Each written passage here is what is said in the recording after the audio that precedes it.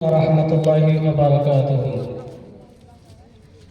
الحمد لله وحده والصلاة والسلام على من لا نبي بعده. أما بعد أعوذ بالله من الشيطان الرجيم. بسم الله الرحمن الرحيم. لقد خلقنا الإنسان في أحسن تقويم. উপস্থিত সম্মানিত শ্রদ্ধেয় এই সভার বিশিষ্ট সভাপতি মহাশয় ও নিরপেক্ষ বিচারক মণ্ডলী এবং বাইরে থেকে আগত অতিথিবৃন্দ, সামনে বসে থাকা ভাই সকলকে আমার পক্ষ থেকে আন্তরিক শুভেচ্ছা ও অভিনন্দন। আমি যে বিষয়টি নিয়ে উপস্থিত হয়েছি সে বিষয়টি হচ্ছে ইসলামে মানবতার সম্মান। তাহলে আমরা জানব যে মানবতা বলতে কি বোঝায়। মানবতা বলতে সারা পৃথিবীতে যত ধর্মের ও বর্ণের মানুষ রয়েছে সকল ধর্মের ও বর্ণের মানুষের মনুষ্যত্ববোধকে মানবতা বলা হয়। আর মনুষ্যত্ববোধ হচ্ছে মানুষের প্রতি শ্রদ্ধা, স্নেহ, সহানুভূতি ও ন্যায় আচরণ করা, কোনো ধর্ম, বর্ণ বা কোনো অবস্থান থেকে কাউকে ছোট না করা, মানুষ হিসেবে প্রত্যেককেই সম্মান করতে হবে। আল্লাহ রাব্বুল আলামিন বলেন, লাকাদ খালাকনাল ইনসানা ফি আহসানি তাকওয়িম। আমি মানুষকে সৃষ্টি করেছি সুন্দরতম গঠনে।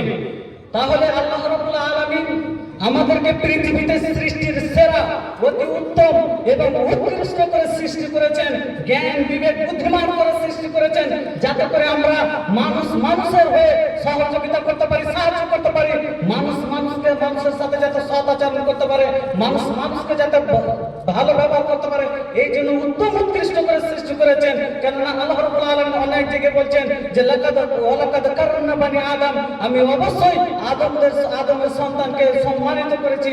তাহলে যিনি সৃষ্টি করেছেন তিনি আদমের সন্তানকে সম্মানিত করেছেন। তাহলে আমরা কেন মানুষের প্রতি এত হিংসা, বিদ্বেষ, এত অন্যায়, অত্যাচার, এত অমানবিক আচরণ করি? তারা কি আদমের সন্তান নয়? তারাও আদমের সন্তান।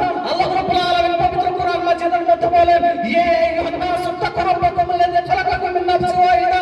হে মানুষরা, তোমরা তোমাদের প্রতিপালকের উপর তাকওয়া অবলম্বন করো, যিনি তোমাদেরকে সৃষ্টি করেছেন এক প্রাণ হতে। অন্যত্র আল্লাহ রাব্বুল আলামিন বলেন, ইয়া আইয়ুহান নাসু ইন্না খালাকনাকুম মিন যাকারিন ওয়া উনসা। হে মানুষরা, তোমাদেরকে সৃষ্টি করেছি এক নারী এবং এক পুরুষ হতে। সারা পৃথিবীতে যত নর-নারী রয়েছেন, সারা পৃথিবীতে যত ধর্মের ও বর্ণের মানুষ রয়েছেন, সকলেই আদমের ঔরস হতে এসেছে, সকলেই আদমের সন্তান। সকলকে আল্লাহ রাব্বুল আলামিন মর্যাদা করে প্রাপ্ত করেছেন, সকলকেই আল্লাহ রাব্বুল আলামিন সম্মানিত করেছেন। আল্লাহ রাব্বুল আলামিন বলেন, লা ইয়াসখার কওমুম মিন কওমিন, কোন গোত্র যেন অন্য কোন গোত্রকে তুচ্ছ-তাচ্ছিল্য না করে।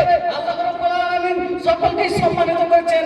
আল্লাহ এবং আল্লাহর রাসূল সাল্লাল্লাহু আলাইহি সাল্লাম দাস, দাসী, গরীব, ধনী, উচ্চ নিচু বংশের মধ্যে তফাৎ করেন সম্মানের ক্ষেত্রে। তাহলে আমরা কেন করব?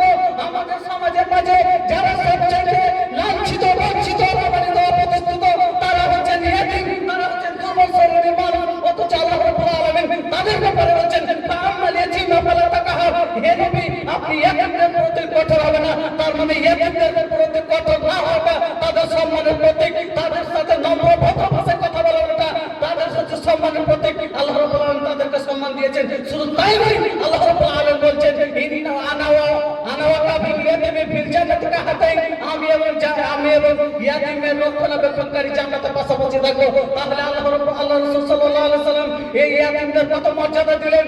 যারা ইয়াতীমদের দেখভাল করবে, যারা ইয়াতীমদের সম্মান করবে, যারা তাদের অধিকারকে বুঝে দেবে, তারাই যদি আল্লাহ রাসূল সাল্লাল্লাহু আলাইহি সাল্লামের সাথে জান্নাতের পাশাপাশি থাকে, তাহলে যারা ইয়াতীম আছেন তারা কত মর্যাদা, উচ্চ মর্যাদায় সম্মান পেতে পারেন। তাহলে আল্লাহ রাসূল সাল্লাল্লাহু আলাইহি ওয়াসাল্লাম তাদেরকে মর্যাদা দিয়েছেন। শুধু তাই নয়, দুর্বলদের ক্ষেত্রে আল্লাহ রাব্বুল আলামিন বলেন, হাল তুনসারুনা ওয়া তুরসাকুনা ইল্লা বিদুআফাইকুম। তোমরা রিজিক পাও মূলত দুর্বলদের কারণে, সাহায্য রিজিক পাও দুর্বলদের কারণে। আল্লাহ রাব্বুল আলামিন বলেন, আল্লাহ রাসূল সাল্লাল্লাহু আলাইহি ওয়াসাল্লাম বলেন, তোমরা যেটা রিজিক পাও কাদের কারণে? দুর্বলদের কারণে। আর আমরা যাদেরকে প্রতিনিয়ত তুচ্ছ-তাচ্ছিল্য করছি, তাদের কারণে আমরা প্রতিনিয়ত যে রিজিক পাচ্ছি এটা তাদের কারণেই পাচ্ছি। শুধু তাই নয়, আল্লাহ রাব্বুল আলামিন বলেন, কেউ যদি মানবতার সম্মানকে অবক্ষয় করে, যদি রক্ষা না করে, আল্লাহ রাব্বুল আলামিন বলেন, ইন্নামাস সাবিরু আলাল্লাযিনা ইয়ালিমুনান নাস। শাস্তি তো তাদের জন্যই যারা কি করে, মানুষের উপর অন্যায় অত্যাচার করে, শুধু মানুষের উপর আঘাত করে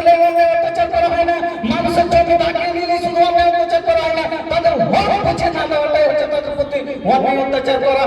সম্মানিত উপস্থিতি, ইসলাম কেবল মানবতার একটা ধর্ম।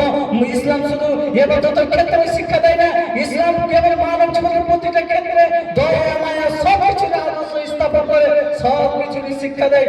সম্মানিত উপস্থিতি, আল্লাহ রাব্বুল এখান থেকে আমার বক্তব্য করছি, পরিশেষে আল্লাহর কাছে দোয়া করি, হে আল্লাহ আমাদেরকে সকলকেই যেন মানবতার সম্মান রক্ষা করার তৌফিক দান করেন। আমিন। আসসালামু আলাইকুম ওয়া রাহমাতুল্লাহ।